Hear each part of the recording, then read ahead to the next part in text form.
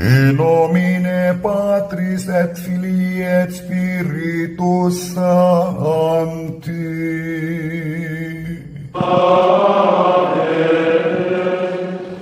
Dominus vobiscum.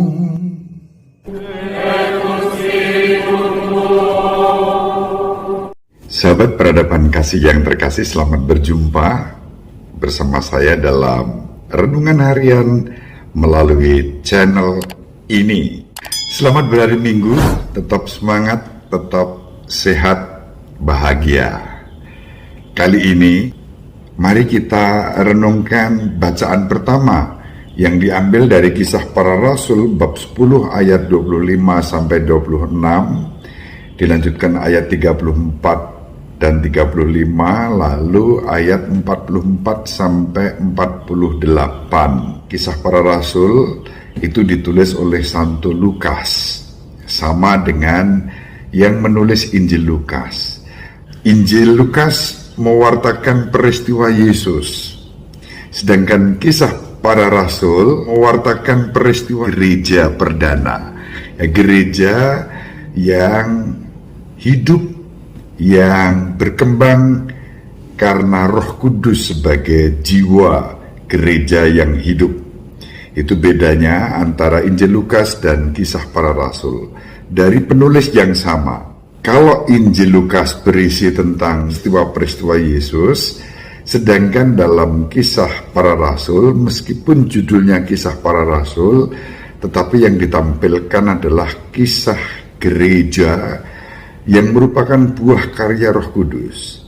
Maka saya mengatakan sebetulnya lebih cocok disebut kisah karya Roh Kudus ya daripada Kisah Para Rasul. Karena apa? Ya, praktis apa yang dialami oleh para rasul itu terjadi karena Roh Kudus yang berkarya sejak Roh Kudus dicurahkan pada hari raya Pentakosta kepada mereka. Itu Kisah Para Rasul. Nah, hari ini diwartakan kepada kita bahwa Roh Kudus itu bukan eksklusif berkarya untuk para murid Kristus, tidak. Kisah Para Rasul dengan jelas mengajarkan pada kita bahwa karunia Roh Kudus juga dicurahkan kepada bangsa-bangsa lain. Maka di sini harus dimengerti bahwa Roh Kudus itu tidak milik eksklusif Kristianitas, gereja Katolik atau gereja Kristen apapun denominasinya, sama sekali tidak. Ya, Roh Kudus tidak bisa dibatasi secara eksklusif karena karya Roh Kudus itu selalu inklusif, ya, mencakup semua orang. Karunia Roh Kudus dicurahkan ke atas bangsa-bangsa lain juga. Siapa yang mencurahkan? Pasti Bapa bersama Putra. Allah adalah Bapa kita dan Bapa semua orang, sebagaimana diajarkan oleh Yesus kepada para muridnya dan kepada kita. Dan Yesus juga menjadi juru selamat semua orang, tidak hanya untuk umat Kristiani. Jangan keliru memahami seakan-akan hanya kita umat Kristiani yang diselamatkan. Tidak. Hari ini jelas Kisah Para Rasul mengatakan, sesungguhnya aku telah mengerti bahwa Allah tidak membeda-bedakan orang. Setiap orang dari bangsa manapun yang takut akan Allah dan mengamalkan kebenaran berkenan kepadanya. Dan itu dikatakan oleh Petrus. Petrus ditunjuk oleh Yesus sebagai pemimpin di antara 12 rasul.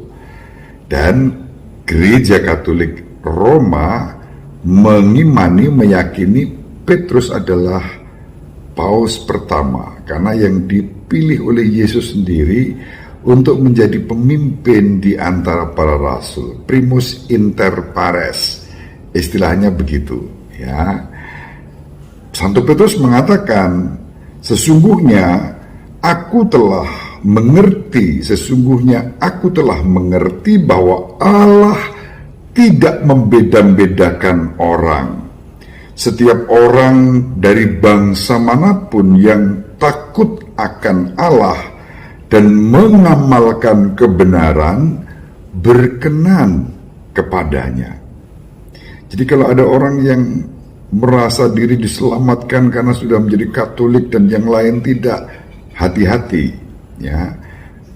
Cara berpikir seperti ini tidak sesuai dengan kehendak Allah, tidak sesuai dengan kitab suci kita, tidak sesuai dengan bahkan yang dikatakan oleh Santo Petrus yang sudah ditunjuk oleh Yesus sebagai pemimpin, punya otoritas ya. Otoritasnya harus kita taati. Santo Petrus mengatakan, sesungguhnya aku telah mengerti bahwa Allah tidak membeda-bedakan orang. Setiap orang dari bangsa manapun yang takut akan Allah dan mengamalkan kebenaran berkenan kepadanya. Takut akan Allah itu apa? Orang yang takwa, apapun agama dan kepercayaannya, dan mengamalkan kebenaran, apapun agama dan kepercayaannya. Seperti dalam Kisah Para Rasul dikatakan, karunia Roh Kudus dicurahkan ke atas bangsa-bangsa lain. Bangsa-bangsa di situ ya mencakup bahasa, budaya, agama, tercakup di dalamnya. Apalagi dikatakan orang yang takut akan Allah dan mengamalkan kebenaran. Tidak dikatakan orang yang dibaptis dan Katolik. Allah berkenan menyelamatkan semua orang, menghendaki siapapun yang takut akan Allah dan mengamalkan kebenaran untuk diselamatkan. Sikap takwa kepada Allah adalah karya Roh Kudus kepada segala bangsa. Sahabat yang terkasih, semoga bermanfaat renungan ini. Tetap semangat, saling mendoakan, menjadi berkat. Ibu Maria merestui kita dengan doa-doanya. Bapak Yusuf juga selalu mendoakan dan melindungi kita dalam keheningannya yang suci. Allah yang Maha Pengasih dan Penyayang melimpahkan rahmat dan berkat kepada sahabatku dan keluarga panjenengan dimanapun berada, dijauhkan dari segala mara bahaya, pencobaan dan kejahatan. Apa yang baik yang panjenengan cita-citakan berkenan kepada Allah. Terimalah berkat Allah yang Maha Kuasa, Bapa dan Putra dan Roh Kudus. Amin. Terima kasih. Tetap semangat.